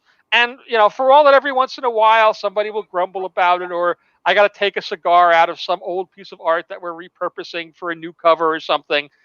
It really hasn't hurt any of those characters, because in the world of 2021, that's no longer relevant to them. So I think the Punisher is definitely an outgrowth of the Marvel, the men's pulp adventures of the 70s. Totally. The Executioner and his ilk. And while that character has evolved and changed and grown, it's still at its core really that thing. And I think that what we need to do, without giving too much away, is sort of re-examine it and reset it in a 2021 context and make it make sense today. And that's hopefully what we're going to do in this. That's interesting. I will give you one spoiler. We're not going to make him an angel. We're not doing that. It was floated. It was argued for very vociferously, very strongly, but we've decided no, we're not gonna do that. It really wasn't argued strongly, I must say. Because it certainly didn't work the first time. But yeah. Doesn't mean it wouldn't work again. Sometimes ideas have their time, John. All the failures are successes if you wait long enough. It's time for the angel. No, honestly, and I appreciate it as much as you did talk about it, and that's really interesting. We look forward to seeing exactly what the decision is. So I can appreciate that. Here, Jimmy wants to know, as the Avengers editor, can you talk to the likes of how good Jason's World War She-Hulk will be? It will be extremely good. As good as Age of Khonshu was, and as good as Enter the Phoenix was that just wrapped up. Heroes Reborn, which comes after that, will be even better because it's crazier and wilder. And I think that, for all that we've announced and shown a bunch of things and given people hints as to what it actually is, when people actually see it and see the stuff that Jason has done in these books and that all the other talent that's around them have done, they will lose their minds. And then after that, World War She-Hulk is going to be extraordinarily good. Javier Garrón is on fire. He's sending pages in for the opening issues of this, and they are killer. He's really found his groove in doing the Avengers. He's become comfortable with all the characters. He's clicking with Jason's rhythms, and they are a super good team. And it's that World War She-Hulk is going to lead up to Avengers 50, which is Avengers 750. It's going to bring a bunch of the threads that Jason has had percolating in the book for many, many issues, to the fore and tie them up. It's also going to springboard a bunch of new stuff ahead for the future. It's a really great run that I think is, in some ways, a little underappreciated. That it seems like the only time anybody is talking about it is when people are upset at something that's going on in it. And I feel like no, it really has been a strong run from end to end. And I think when people look back at it, once it's all said and done, especially as is so often the case, they're going to go, man, that was really good. I didn't really, you know, Yeah. there's that trepidation that fans have as the books are coming out month in and month out, where they're not sure what's going to happen and they're not sure if they're going to like it. But once it's over, they can look back and go, wow, that was what a roller coaster that was. I enjoyed the heck out of that. And I suspect that Avengers run is probably going to be like that in the years to come. Understood. And no, that's how I felt about when Slott had Doc Ock as Spider-Man. I thought, Yeah, a lot of people felt that way. Dan talks about that a lot. There are definitely fans that come up to him at shows even now. Not so much now because we have no shows, but when there were shows, even now, who would come up to him and say, "Yeah, I complained about this online. I called you every name in the book, and I went back and I read them. And I read them all along, and I really liked them. They were so great. You should do more of that." And it's true. This is one of the things that Brian and I used to talk about a lot every once in a while, because he and I did so many event series over the years, House of M and Secret Invasion and Siege and so forth. And inevitably, like the year after those projects were done, when they'd start showing up on Marvel Unlimited or something, suddenly everybody would love them. Like suddenly, everyone would go, man, Secret Invasion was so good. Did you read Secret Invasion? Partly because it was done, and while it was coming out, people were afraid. Who are those guys in the pod? Are they really going to undo all this Marvel? What's going to happen? And the audience is so on edge from that and the audience really does like that experience. They enjoy being on edge and not knowing what's going to happen. But having gotten to the end and to the dismount and everything being okay at Shoe, like they enjoy the ride. They can't appreciate it in the middle of like going down the fast hill. But once it's over, they can look back and go, "Oh, I want to go ride that again. Let me read it again." And so most of those projects are a lot more appreciated having been finished than they were as they were coming out. Oh, dude, honestly, I've talked both on and off the record with writers, and they're getting shit hammered over chapter 2 of a 6-part story. And it's like, it's all going to be fine. Everything's going to be fine. Relax. To the reader. That's me. Again, and maybe again, because we're in our mid-50s, man, we've seen the rope trick enough times where it's like, listen, and that's why Heroes Reborn is going to be a blast. I think I'm all for it. And the nutty things that you guys have already spilled about how this alternate universe is, it's like, great. That sounds fun. I'm all for it. And again, because we know, God, and again, you can comment or not, Tom, but I really felt for Nick Spencer during Secret Empire, because while I understood how upset people were, it's like, it's a story. He's going to be Cap again. It's too important to Marvel's future. And the amount of editorial just weeping from some of these blogs and news sources, it's like, I mean, really, like people that have been in the game longer than me. And I'm like, what's wrong with this story? Honestly, though, John, I have to say, for all that, certainly I don't love the death threats. And I don't think anybody loves when there's the potential for somebody to actually get physically injured or anything like that. The very fact that a large portion of the audience responds that way shows, one, how deeply connected they feel to the characters, which is excellent, and how affected they are by the story and how into it they are, even if what they're into it is fueled by their rage. How dare you do this thing? They believe it. These are not the magic trick that we do in comics every issue, every time, is we take little lines that are drawn on paper and turn them into real human beings that you care more about than your own family. And that's, that sense of internal closure is the powerful magic trick that comics do. So whenever I see people responding that way, I'll get upset about something that's said online or something that's said about somebody as easily as anybody else. But I try to keep it in perspective that, like, that's somebody that's just damned invested in whoever these characters are and whatever the stories are.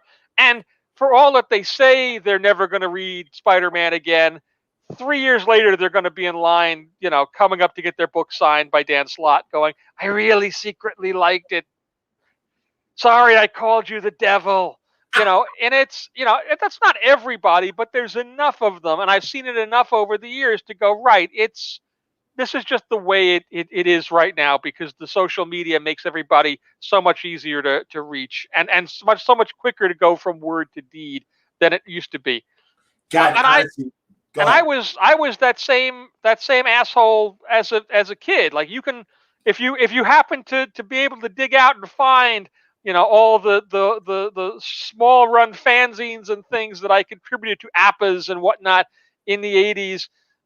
You'll find me, expositing opinions on, books that are coming out, and what creators are doing, and what creators are like, that I have no idea what the hell I'm really talking about. But in some ways, it's just like you pick it up by osmosis. This is the way you're supposed to react to stuff, so this is the way you react.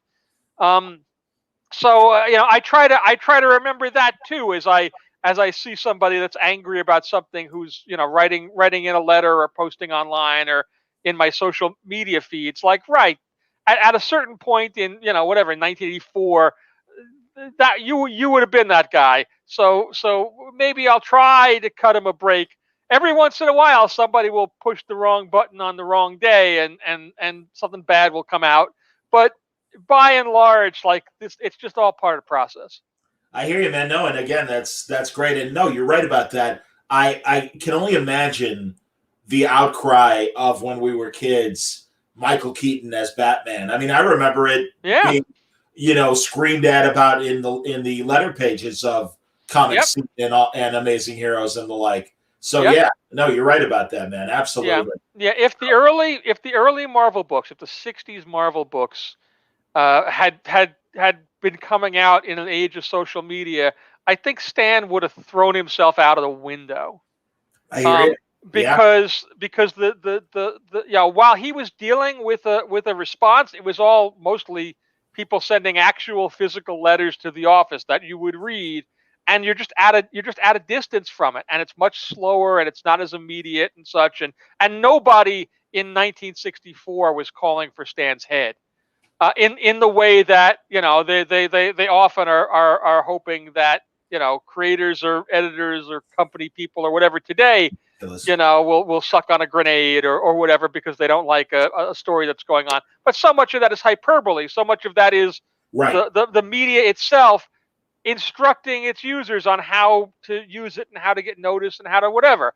I wrote bad, faux, ill-considered, ill-informed Harlan Ellison style screeds as a fan, that are embarrassing to me. And I excerpted from one of them at something I wrote at my blog a couple of years ago. And the worst part about it was even finding enough material that I was comfortable enough excerpting, because it was so embarrassing and so ill-headed. And even the couple of things that I was able to find are like, oh man, Ron Friends I'm gonna have to apologize to him. He's gonna hate me, and Tom DeFalco is gonna hate me because I said this stupid, nonsense. But it's the same thing. Like, they don't view us as human beings. We're just as much characters as the characters. In some ways, we're less human than the characters. They care way more about Captain America than they care about me. No, I get it. And Zach remembers, and I remember when at least I thought I remember seeing it online. But yeah, he remembers when you did the what it'd be like if social media That existed. was I think it was Brian did that in an issue of What If, because I helped him off to the side. He at some point he asked me for some thoughts, and I sent him a bunch of things. I think he used a couple of them in that piece. But yeah, that was Brian in the What If. Now I think you might be able to answer this without spoiling anything, but he wants to know if you're editing Ramita Jr.'s new book. I am working on pages that John Romita is drawing right now, but that's about all I'm gonna say. Okay. And I did, I was the person who reached out to him and got the promo art that we sent out, the big Marvel Universe piece that John did, where we announced that Romita is back. I'm the one who was in contact with John about getting that done, and I got him all the reference and saw the sketch and everything. So it's great. It's really great to have him back. It Sure. really is like old home week, because for as much as I liked seeing all the stuff he got to do at DC over the years, and it was cool watching him draw Superman and Sure. Batman and so forth. Him coming back, he's just got Marvel in his DNA. And Literally. and it's just he puts a pencil to page on any of those classic characters, and they're just suddenly right, and the dynamics and the dramatics of his storytelling are so spot on, and it's just a smooth, comfortable fit, and he's just also just a wonderful guy to interact with. So I always love his personality as well, and getting to talk with him or just shoot emails back and forth as pages come in. It's just really nice to have him back at Marvel again. I can't agree more, man. Truly, I've got my circle of creators, and a lot of them, obviously. Johnny's not part of that circle, but when we do talk, it is always great, and he is truly one of the sweetest guys in comics. He's just a great guy. Yep. Absolutely. No question. So, that's interesting. And again, I don't expect him to comment on this, but he points out that Junior's never done a run on FF. Just saying. That's very good. I like that. Regarding where exclusives are now at the big two, is without spoiling any, and seriously, I'm never here to screw up somebody's marketing plans, but Right. Is the environment more conducive for a creator to work at both companies at the same time these days? I don't know that it was ever not conducive, although Well, obviously, if we're working with people and we think that they have chops and we think that they have value, we want to make an investment with them, and we want it to be mutually beneficial. Sure. So, more often than not, we like to have people under exclusive just because that's the most mutually beneficial. That having been said, if Chip Zdarsky wants to write, whatever, Red Hood stories and Right. Justice League stories, at the same time he wants to write Daredevil stories, and other thing I won't talk about stories, and still has creator-owned things that he wants to do, or wants to do stuff for Skybound or whatever, like that can be okay too. And it doesn't mean like there have been points that Chip has been under exclusive to us. There are also times when we set up deals where effectively like we buy a certain amount of somebody's time. Where whatever we'll Yes. cut a deal and say, okay, you'll do whatever 2 books for us, or 18 issues a year, or whatever the math is. Where that much is a commitment that we make to you and that you make to us. That you'll do this much, and beyond that, you do whatever you want to do.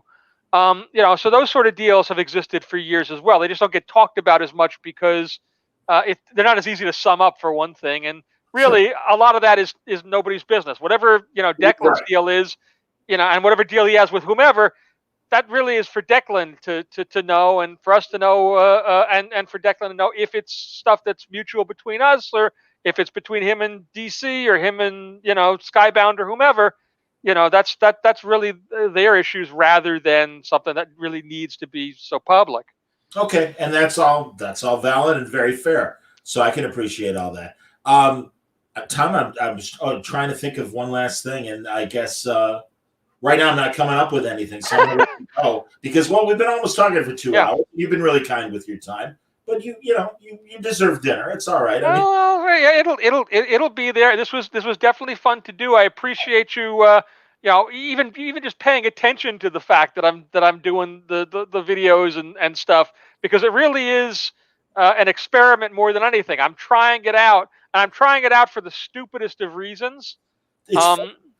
Well, it's certainly fun, but the whole reason I started doing it was, I've been doing the web page, the Brevoort.com, for a bunch of years, and I have a whole backlog of material there. And so one day I was on YouTube, and a recommendation came up, and I watched this video, and it was somebody had basically taken 2 pieces that I had done and made a video out of them. And fair cop, like they said, oh, there's a couple of pieces that are sort of similar to this over at this website, so you might want to look at that. And they kind of made it their own. And certainly, somebody talking about the human cannonball isn't something I feel any ownership of. But the point was that video, at least in terms of its view count or whatever, was much greater than the count that I had gotten on the pieces that I had just written up. So rather than being pissed at the guy, I went, maybe there's a delivery mechanism here that I should be trying. So I'm trying a bunch of things, and I'm going to see what works, and either I'll get bored with it at some point, or something will click, and suddenly the view counts will skyrocket astronomically, possibly as a result of being on your show, and I'll keep doing more of that. But it really was just me going, wow, like somebody's. And it's not like there's any money involved with any of this. It's all ego. Like I wrote these things, and somebody else is getting more hits from them than I did. I want to get more hits than I did. Let me try this video thing. Tom, you got a great perspective, and again, much like a lot of the creators that are around our age group and stuff, you've got great depth of knowledge of all comics, and it's great to hear your opinions on this stuff because we know you're a fan first and foremost. It just so happens you also get to make your living being a fan as well. So that's pretty great. It is the best way to live. I hear you, man. I'm trying, and I'm following in your footsteps. So, no, honestly, thanks a lot for hanging out. I'm sure with events coming up, sometimes I'll look up and say, oh, shit, I haven't had Brevoort on a show for like years. I got to have him back. Yeah. So I'm hoping we'll talk sooner than later. Feel free to reach out anytime. As you can see, I'm really easy to get on the show, and once I'm here, I don't stop talking at all. So it makes both of our lives easy. You can just sit back and go, oh, let him go. He'll fill the air. It's fine, and I'm happy to do it. You run a great show here. We were talking before the startup about just the catalog of all the great interviews you have from the past, and how I feel like that stuff is just as relevant and just as worthwhile for people to go back and check in on. Because they were all recorded at the time, and the insights you might have if you are, checking out Secret Invasion for the first time because you heard it was really good, chances are there's some conversation you had with Brian or Lionel or both back in the day that will tell people exactly what they were thinking and what was going on at that point. I think it's an enormously good resource to have, and I love that it's there. So thanks for doing all this, and thanks for having me on again.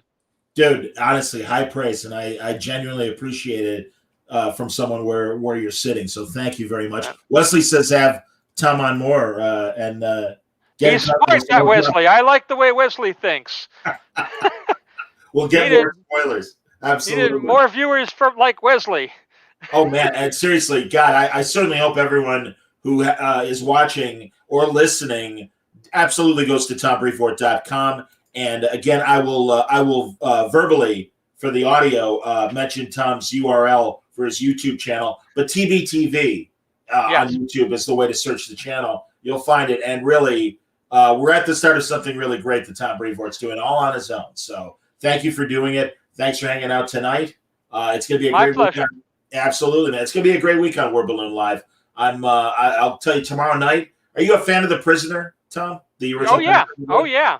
I'm talking to those guys. Oh, I told you even before we were recording. I'm talking about the guys that are making the action figures. It's super cool that they're doing those. Again, who would have thought? You never would have figured that there would be Prisoner action figures. So this is the world. This is the world that we live in. It's the world that we created. Hey, another Marvel guy popping in. Jim Salacrup. Good to see you, Jim. Absolutely. Kicking ass at paper cuts as he is. That's outstanding. And very quickly, Dante says, I met Tom at NYCC one year. He's awesome. A great guy, and he draws pretty great sketches. But I'm getting my rhythm back with that a little bit. I started playing with my Apple Pencil that I bought the other week. So I posted a drawing of the Thing the other night. So I'm starting to get the muscle memory to work again. So thank you. It's very kind of you to say that. Absolutely, man. Everybody, thanks a lot for watching.